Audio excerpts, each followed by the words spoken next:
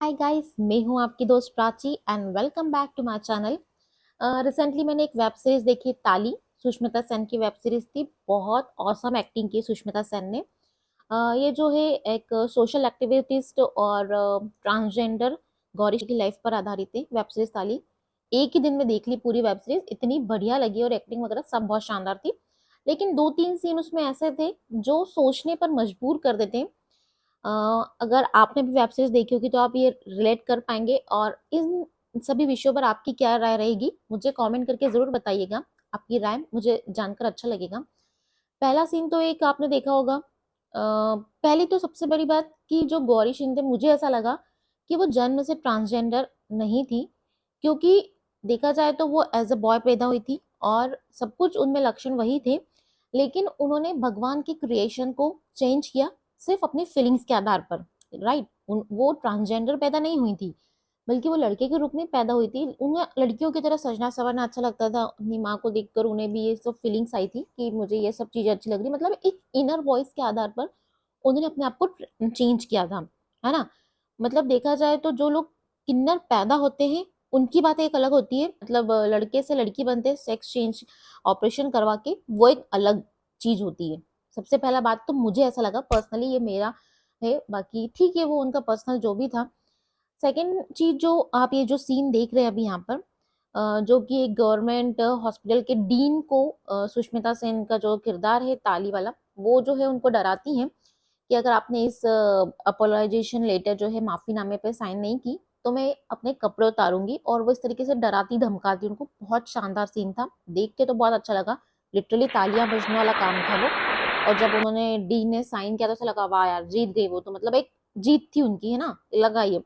लेकिन जब ये सीन किसी के साथ रियल में होता होगा तो आप सोचिए उसकी क्या हालत होती होगी। जब इस तरीके से, वो तो ठीक है वहां पे अकेली थी, ठीक है, और उन्होंने डराया धमकाया वो सब देखा हमने। लेकिन ये सीन असल जिंदगी में हमारे साथ हो चुका है।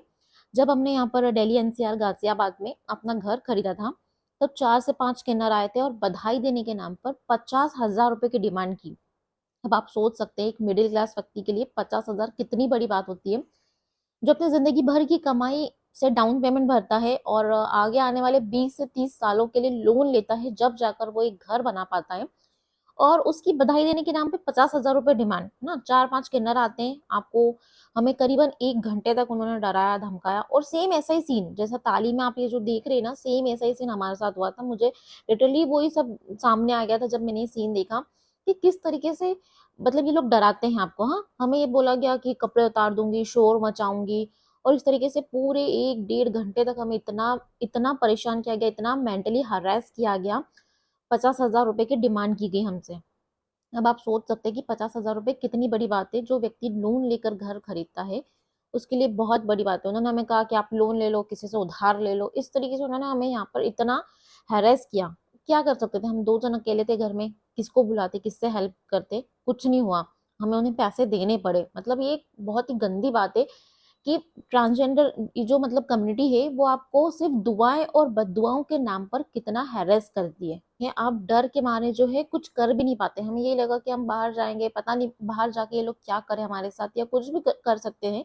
उस चक्कर में हमें भी देना पड़े, और पूरी मल्टी ने दी। और वो लोग यही बोलते हैं कि घर के लिए 50,000 रुपए, और अगर बच्चा पैदा होता है किसी के घर में तो 1 लाख रुपए की डिमांड करते हैं।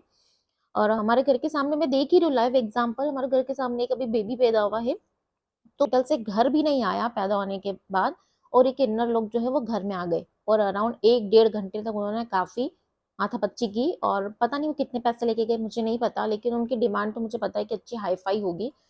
तो कितना गलत है ये, कितना सही है, आपको क्या लगता है मुझे जरूर बताइएगा। मतलब मुझे तो पर्सनली बहुत बुरा लगा था उस दिन, जिस दिन हमसे डिमांड की गई थी, घर पर आए थे, तो ऐसा लगा कि क्या मतलब है इसी दुआओं का। अगर आप हमारा दिल दुखाकर हमें मजबूर करके इस तरीके से पैसे निकाल के ले जा रहे, तो मुझे तो उनका लिटरली पैर छूने के भी मन नहीं हुए, कि जो भी उन्होंने क्रियाएं करी घर पे, ऐसा लगा कि सब व्यर्थ है। क्या काम की ऐसी दुआएं जो किसी की बद्दुआ लेकर तुम लेकर जा रहे हो। और ताली का ये जो सेकंड सीन आप इसमें देख रहे हैं कि ये लोग वो बोलते हैं कि मतलब जो गौरी शिंदे उन्होंने इनके हित के लिए काम किया था, अच्छी बात है।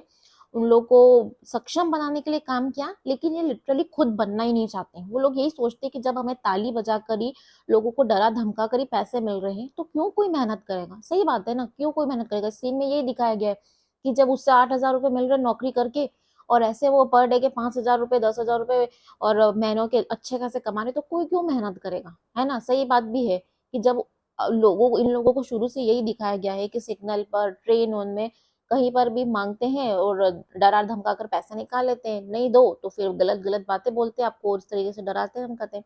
क्यों कोई मेहनत करना चाहेगा।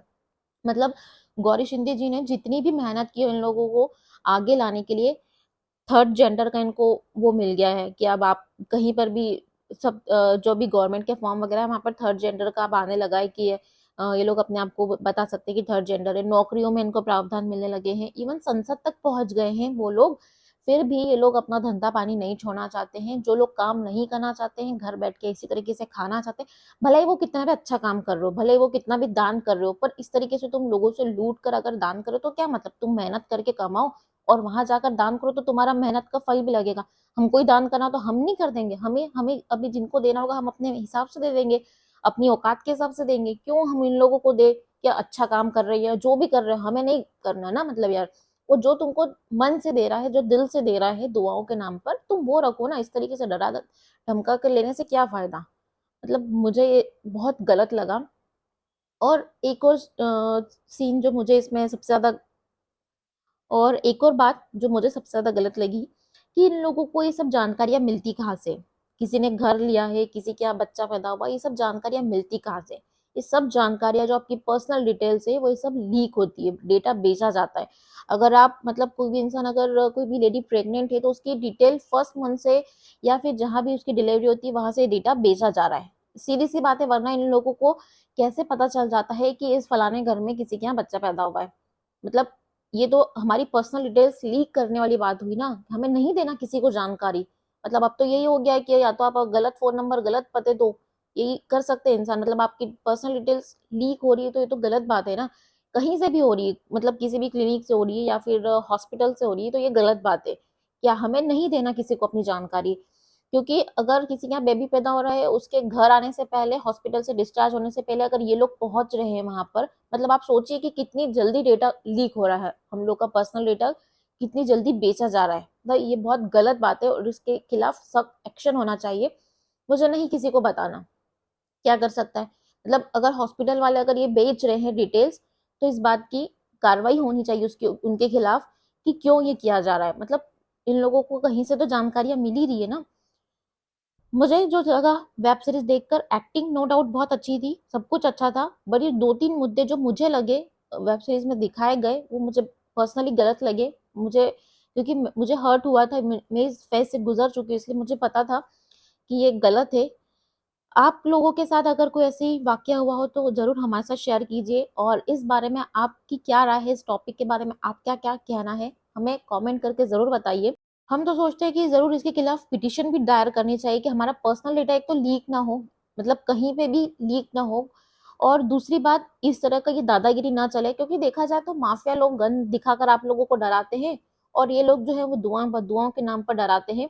और असली ट्रांसजेंडर है भी या नहीं है ये भी आप पता नहीं लगा सकते, क्योंकि आजकल तो इतने नकली लोग, अगर आप ट्रेन में देखेंगे 50 से 80% जो है वो नकली ही होते हैं। आप देख के पता लगा सकते हैं कि ये आदमी है, और बस साड़ी वाड़ी पहन के मेकअप करके लोगों को डरा धमका के पैसा क्यों करेगा कोई नौकरी, है ना। सही बात है ना, कि इस तरीके से जब पैसा मिल रहा है तो क्यों कोई मेहनत करेगा। बन जाओ ट्रांसजेंडर, लोगों को डराओ, कोई ना कोई तो दे ही देगा पैसा। ये सच में आजकल ऐसे होने लगा, और असली भी है नकली है आप इसका पता नहीं लगा सकते। इनके खिलाफ कुछ ना कुछ तो कार्रवाई होनी चाहिए, ऐसा मेरा मानना है। आप लोगों की राय मुझे कमेंट करके जरूर बताइएगा, मुझे अच्छा लगेगा। फिर मिलते हैं ऐसे ही कुछ नए टॉपिक के साथ, जो मुझे लगता है मैं आप लोगों के साथ जरूर शेयर करूंगी, और किस मुद्दे पर आप लोग भी बातचीत करना चाहते हैं मुझे भी जरूर बताइएगा, मुझे अच्छा लगेगा। फिर मिलते हैं एक नए टॉपिक के साथ, तब तक के लिए बाय।